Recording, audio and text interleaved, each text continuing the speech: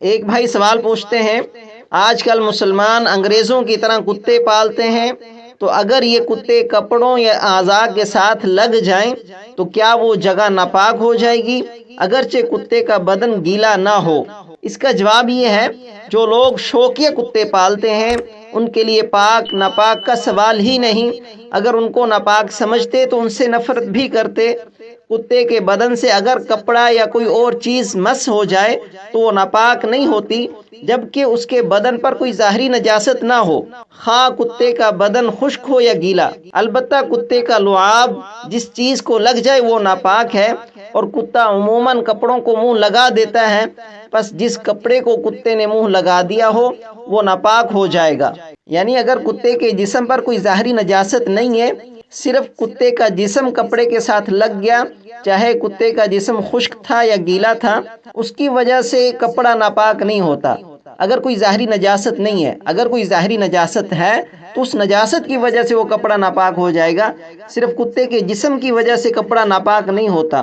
لیکن کتے کا جو تھوک ہے وہ کپڑے کے ساتھ یا بدن کے ساتھ لگ جائے تو وہ کپڑا یا انسان کا بدن ناپاک ہو جائے گا کتے کے تھوک کی وجہ سے، کیونکہ کتے کا تھوک ناپاک ہے۔ اس لیے کتا جس چیز کو منہ لگا دے اس چیز کو پاک کرنا ضروری ہے۔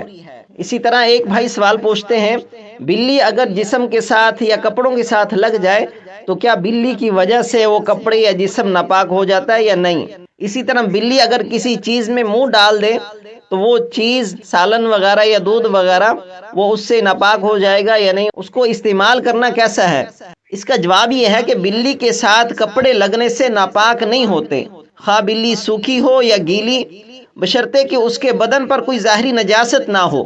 لیکن اگر بلی کسی چیز میں منہ ڈال دے، یعنی کسی چیز کو کھا لے یا پی لے، بلی کے کھانے یا پینے کی وجہ سے وہ چیز ناپاک نہیں ہوتی، وہ پاک ہی رہتی ہے، لیکن اس چیز کو استعمال کرنا مکروہ ہے۔ اگر کوئی آدمی اس کو استعمال کرنا چاہے تو اس کے لیے گنجائش ہے، کیونکہ وہ پاک ہے۔ بلی کے کھانے یا پینے کی وجہ سے وہ چیز ناپاک نہیں ہوتی، کیونکہ رسول اللہ صلی اللہ علیہ وسلم نے فرمایا کہ یہ تمہارے گھروں میں بار بار آتی ہے، اس لیے اس سے بچنا ناممکن ہے۔ اس وجہ سے آپ صلی اللہ علیہ وسلم نے بلی کے جھوٹے کو پاک قرار دیا ہے، لیکن وہ چیز مکروہ ضرور ہو جاتی ہے۔ اگر کوئی آدمی اس چیز کو استعمال نہ کرنا چاہے تو اس کے لیے زیادہ بہتر ہے۔